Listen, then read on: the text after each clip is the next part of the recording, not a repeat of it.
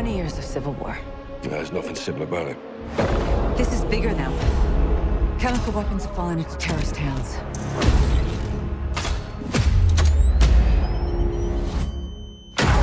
Call of Duty Modern Warfare is fun because it reminded this old boomer the good old days when I used to play Call of Duty before 14-year-olds with fast-twitch muscle fibers and hand-eye coordination got involved and started owning me in the online arena. So, naturally, I was excited to play this game. Let's see if I go. It's going off. I can't get it. No time! Help me! Help me! Wait!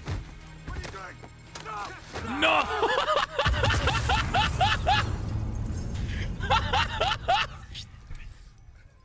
All spaces. Bomb is clear. Prep medical. My man said yeet. Everybody stay calm. We're gonna get you out of here. See ya. He's coming, boys.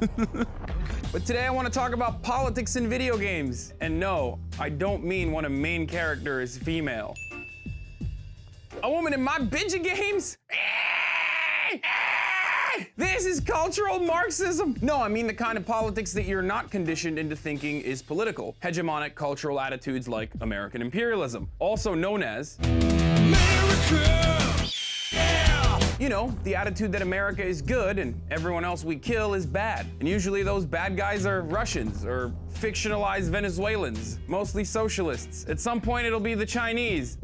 Just kidding. Chinese money basically owns all game developers at this point, so it'll never be the Chinese. Anyway, the funniest example of American exceptionalism in this latest Call of Duty is in one of the missions in the fictionalized country of Urkistan, which is like every Middle Eastern country wrapped up into one. But in this mission, our fake YPG friend mentioned something that caught my attention. If they try to escape to the mountains, there is only one road, Tariq al-Maut, the highway of death. The Russians bombed it during the invasion, killing the people trying to escape. Excuse me? The Russians bombed people trying to escape on the Highway of Death? The Highway of Death actually happened. You know who did that? We did that. The United States of America, okay?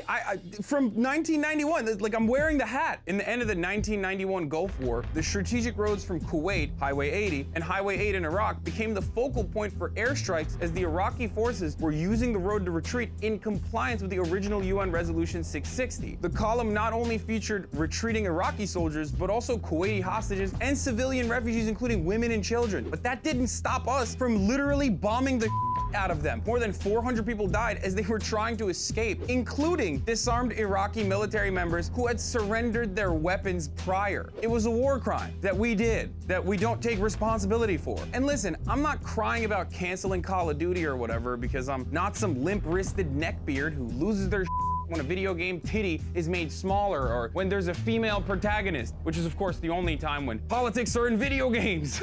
But there is some irony in a video game that is created with the help of the Defense Department, where the developers were like, what's the most heinous war crime that we can think of to attribute to our adversaries in the game to make them look evil? And what they came up with was something that the US did in real life. Maybe in the next version of Call of Duty, we'll have a mission where the United States is trying to stop the Japanese from dropping an atomic bomb on San Francisco and Los Angeles. You know, makes you think. Some straight up villain. We are the baddies.